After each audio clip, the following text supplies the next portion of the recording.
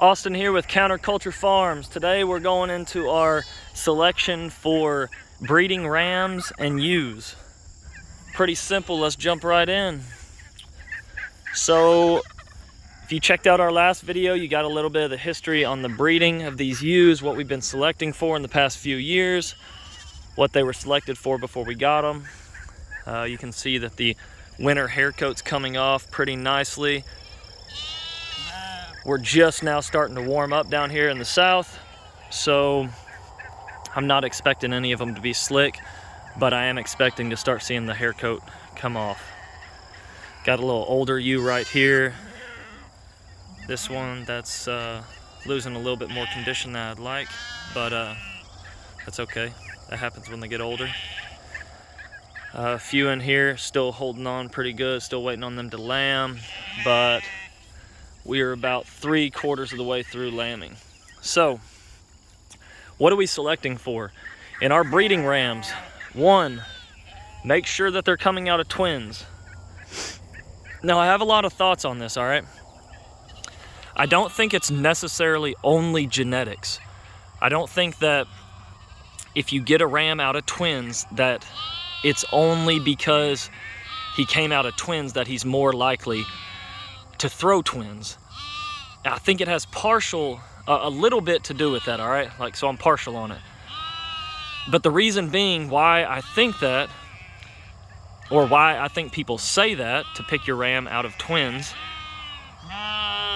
is because that mama, the ewe, had the same amount of nutrition as everyone else. Let's say they're on an equal playing field, okay?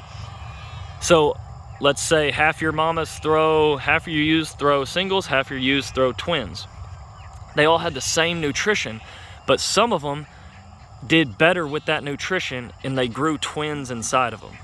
Some of them did worse with the nutrition and grew singles inside of them. And they have done studies on higher nutrition 2 to 6 weeks before putting the rams in for breeding. If you'll have them on a higher energy diet, having them basically with a whole lot better nutrition, then you have a higher rate of success for throwing twins. So that's why I would select out of twins for your breeding ram. Next, if you have the opportunity, select out of twin rams, not twins that are a ram and a ewe lamb. Why is that? Same thing, all right? They've done studies on it that those twins are going to have a whole lot more vigor to them. So they're going to be basically filled with testosterone to the brim. It's like two boys when they're younger. They fight all the time, right? They're playing, they're wrestling, all that. And then you got a boy and a girl, well, they play a little bit different. That's how it was for me when I was growing up. Not that that's everything, but that is one thing to look at. So you pick out twin rams, right? But only if the rams are both studs. Don't pick out of a ewe that had one good ram and one poor ram, like one's twice the size of the other. They both got to be studs. So that's the best. If you don't have that, pick out a twins that have a good ram and a good ewe lamb, okay? Out of the ewes, how are we growing so quickly here, all right? How are we doing it? The way I'm culling my ewe lambs is I'm putting a ram on them in the fall. So they're born in the spring. In the fall, I keep every one of my ewe lambs, unless if there's just something, terribly wrong with them. Like they just look like a complete dud. Like they're 20 pounds at 6 months old. They just suck. All right, yeah, I'll get rid of that one. I'll eat it. But any of the others that even perform just a little bit, right? And I want the top end. I want the top 50%. Don't get me wrong. I want the top 10%. Don't get me wrong. But what we're doing is we're gonna pick out all the ewe lambs and we're gonna throw the ram back on them. Whoever breeds gets to stay. Just because we think we're so damn good at all this as humans, managing our animals, our livestock, does not mean that we are. So when we basically are gonna use nature to help us. So we get all of our females and we throw a ram on them. Whoever breeds back gets to stay. This ewe right here in front of me might be 50 pounds and her sister might be 70 pounds in the fall. And I'll think the bigger 70-pound one's better.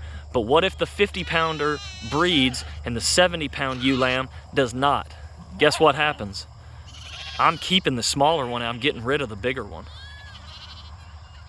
But if I looked at only with my human eyes and didn't let nature help me out to figure out who's more hormonally balanced, more hormonally functioning, then I just kind of missed out, right? Big time. Because we need them to lamb back, to lamb for the first time the first year. So lamb in the spring, breed in the fall, and then they've got to lamb in the spring, the next spring at a year old, or else they're cold. So that's a little bit of the selection criteria we're doing out here. Of course, we're looking for slick coats in the rams. They cannot have had dewormer. They've got to have a big old chest on them.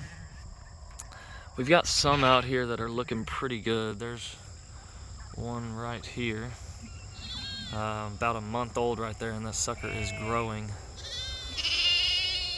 But what we're looking for is a bigger chest, just like in the cows and the bulls, right? A bigger chest for the males, a little bit smaller rump proportionately. And then in the females, we want the bigger rump, downhill slope, looking like they're walking downhill. Look at that one. The angle is to the front, downhill. The one in the front's more feminine than the one in the back. We need a bigger rump, a big gut, and a smaller chest on the females. And we need the complete opposite on the males. Bigger chest and smaller rump. Not that I want either end to be small, I just want the proportions to be there. Just like a man and a woman, right? Think about it. A woman's got to have big hips for birthing. Think, people. Use your brains. Don't listen to what Big Ag's got to say about all this shit. It's kind of ridiculous that they're pumping all these bulls full of grain, making them look like these big plump cows, big plump steers before you buy them at these expensive breeders. And look at all their magazines. They're sending them all out. These things are one big fat steer. I don't want them. That's for damn sure. But so we're selecting against this right here. She's got a lot of slicking off to do. I'll pull females out of her. I will not keep a male out of her. She has rams. Her rams will not breed back. Now this one here, I'd take a ram out of, if it follows the criteria from earlier. Next, we've got to make sure that the ram lamb is coming out of a ewe that's been here for 4 or 5 years, that she's made it on our management. This is a 2-year-old right in front of us, okay? So she's done great. She lambed her first year. She just lambed her second year. She's doing well, but I want to make sure that for 3 to 5 years, really 4 or 5 is better, but for 3 to 5 years, she has performed and hasn't missed. She's had lambs every year and she's taking care of them, okay? The first year they can have singles. Every year after that, I want them to have twins. So I'm not culling them for that, but I am culling their ram. So they can stay in the flock and have ewes for me. That way I can grow my flock faster, but I won't keep a ram out of that one. Hey, hope all that makes sense. If not, leave some comments, like, subscribe, comment below, and we'll keep it counterculture for you. We'll have some of these for sale. I know some of y'all asked that last time. If you're interested, counterculturefarms@gmail.com, or hit me up on Facebook or Instagram. And we'll also have some livestock guardian puppies that I'll post a video about soon, and they're ready to go too. About 10 weeks old. They're a cross between Anatolian and Spanish Mastiff, and they have been born and raised. I got them with a little different group up front with their mama and about 10 ewes, and they have been through their first lambing already with great promise. So let us know. Peace.